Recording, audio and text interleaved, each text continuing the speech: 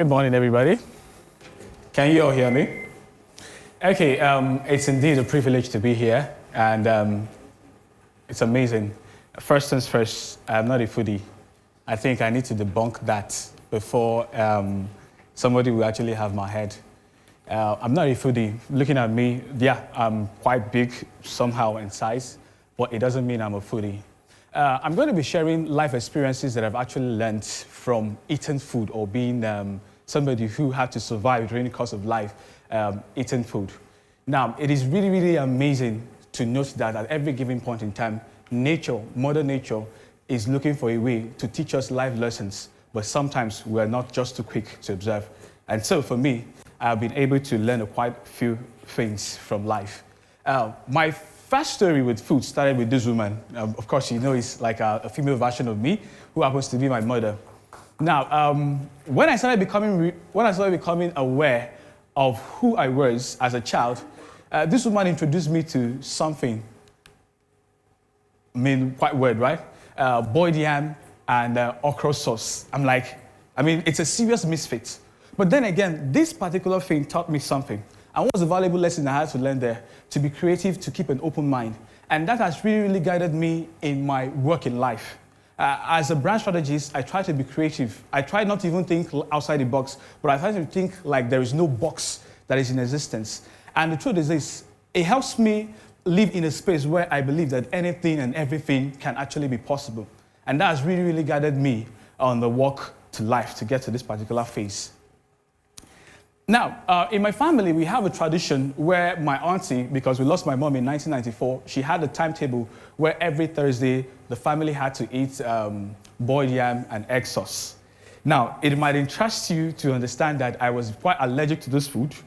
Every Thursday after we had our boiled yam and egg sauce, it is expected that by 8 o'clock or 9 p.m., I would definitely throw up. Now, my family, the irony of it is that my family was not going to change their menu because I had allergy to this particular food. So over time, I had to start eating it, whether I loved it or not. But guess what? Today is fast one of my favorites, and I had to conquer that allergy. So what's the life lesson here for me?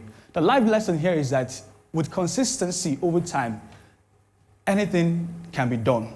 At age 21, when I started Beacon Media and Communication Services, I was faced with a lot of odds. The odds were actually not in my favor. But because of a valuable lesson I've learned from food, what happened? I had to be consistent because I know that when you look at the stone breaker, it is not the last strike that actually puts a crack to the stone, but every attempt at putting a connecting dot or a connecting crack to the stone that actually splits the stone at the end of the day. And so that was a valuable lesson for me that I had to learn. You see, I'm Igbo, but I grew up in northern Nigeria, or I'm still domiciled in northern Nigeria, Kaduna to be precise. When I got introduced to Enyinnaya, it was amazing. Outside my cultural or her egusi soup, I didn't know that there were other delicacies that actually existed in other culture. But growing up in northern Nigeria, I had to be introduced to this particular delicacies, and one of them is Enyinnaya. And that really, really began to make me accept other people as being equal. The truth is, food for us, especially as Africans, is actually a means of identity.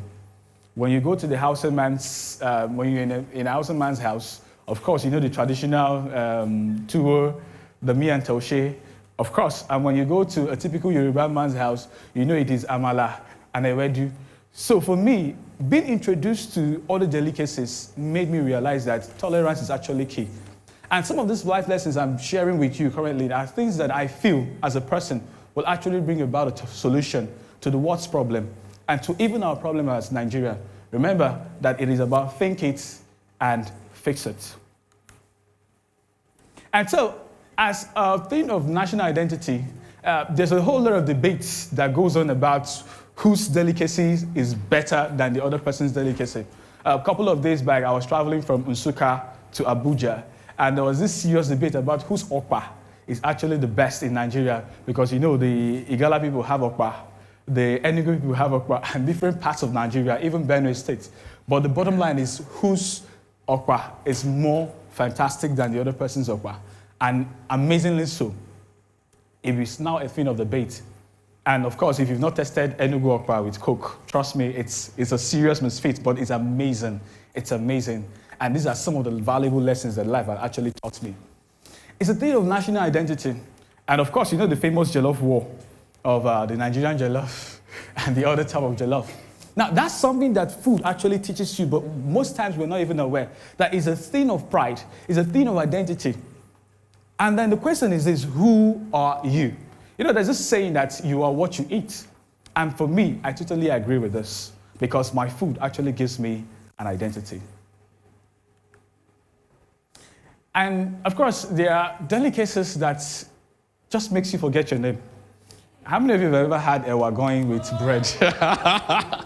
You see, for me, food is, whoever invented this particular combination, does not have the fear of God in me. Because, there are food you eat and you're like, wow. And for me, it has really, really stuck to me because each time we're going to produce, we're coming out with a particular product and service, we use the ewa going experience to say, okay, you know what? We don't want our customers to say, wow. We want them to be completely speechless and lost for words. And that has really, really sparked a lot of creativity as a person and as a business for us. Now, the irony about food is that it is also a defining factor to which social class you actually belong to.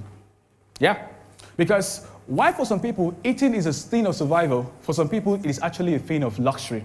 How many of you will agree with me? And you know, the regular chicken, it's not an everyday thing for somebody who is from the lower class, right? And for the people who are actually at the higher class or the upper echelon of society, it's like a regular thing on the menu.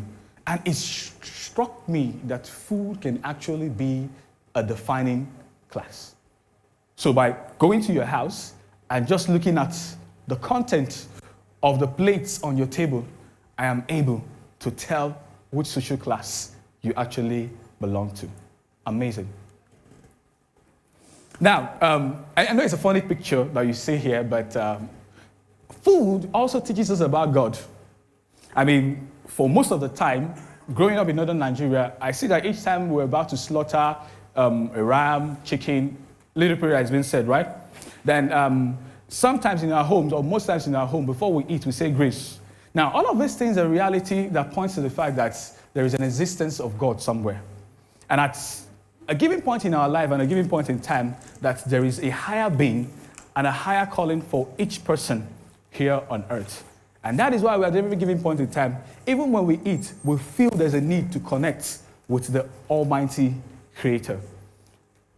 You also will agree with me that each time there's going to be a spiritual exercise, in a bid to become closer to God or to have more access to spiritual powers, that the first thing we do away with, it is food of every sort, whether psychological, spiritual, or even the physical food.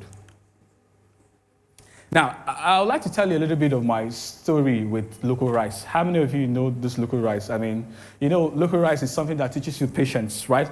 Because compared to the foreign rice, when you are going to eat local rice, you'll have to take out time to either wash or you pick the stones. And at a point in time in my life, after the Kaduna crisis, because of course the Kaduna crisis, the Sharia crisis in Kaduna, grounded the entire economy of Kaduna State. And not just only Kaduna State, even neighboring states, as the case may be. My family, because I was born in a very average family, but my family had to suffer some discomfort because the economic system in Kaduna at that particular point in time was completely messed up. So for Christmas, we couldn't afford the normal traditional foreign rice with chicken and all of that. And so my father came home that day and said, you know what, for Christmas, we are going to be having a local rice and probably there will be no meat. So you can imagine the frustration of having to sit down for hours and pick these stones off the rice. Now, it is also baffling to understand that at every given point in time, no matter how hard you try to pick the stones, there is still one stone or two that will still find their way into that rice.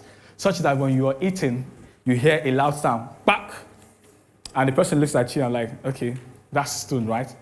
And for me, it makes me realize that, you see, in life, life is full of ups and downs, the sweet and the bitter. While you're very much interested in the good part of life, you should also learn to accept the fact that life too can also be bitter. Now, why food actually promotes well-being? Of course, when they say you need to have, if you must have a very good dentition, healthy teeth, that there are particular food supplements of particular vitamins and minerals that you have to take, which is all found in food. It is also baffling to also understand that at the end of the day, that food can also bring about the end to our existence. They've had cases of people suffer from obesity, and at the end of the day, what happens? They are laid 6 feet on the ground. We've had cases of food poisoning, and it makes us realize that no matter how long life is, there's definitely going to be a day where you will no longer exist. And so, ladies and gentlemen, it is so safe to say, I am not a foodie. I'm just somebody who have learned so much from eating food. Thank you very much.